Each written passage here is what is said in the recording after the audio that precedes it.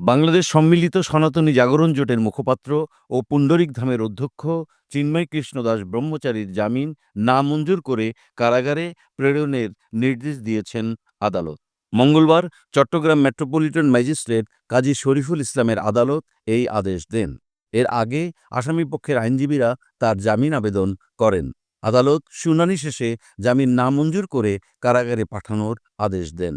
চট্টগ্রাম মহানগরীর new market মোড়ে স্বাধীনতা স্তম্ভে জাতীয় পতাকার অবমাননার অভিযোগে হওয়া রাষ্ট্রদ্রোহ মামলায় বাংলাদেশ সম্মিলিত সনাতনী জাগরণ জোটের মুখপাত্র ও হাটহাজারীর পুণ্ডরিক ধামের অধ্যক্ষ চিন্ময় কৃষ্ণ দাস ব্রহ্মচারীর জামিন নামঞ্জুর করে কারাগারে প্রেরণের নির্দেশ দেয়া হয়।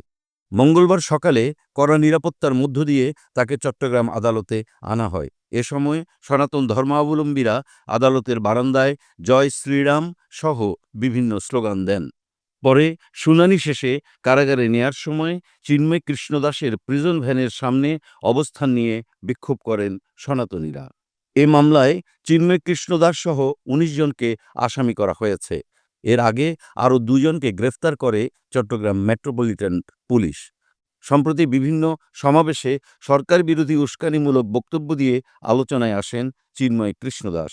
বিশেষ করে গত ২৫ অক্টোবর চট্টগ্রামের লালদিঘি মাঠে আয়োজিত সমাবেশে তিনি ৮ দফা দাবি তুলে ধরেন।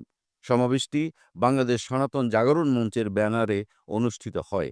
উল্লেখ্য, সোমবার ২৫ নভেম্বর বিকেলে ঢাকা মহানগর গোয়েন্দা পুলিশ রাজধানীর বিমানবন্দর এলাকা থেকে চিন্ময় কৃষ্ণ দাস ব্রহ্মচারীকে গ্রেফতার করে।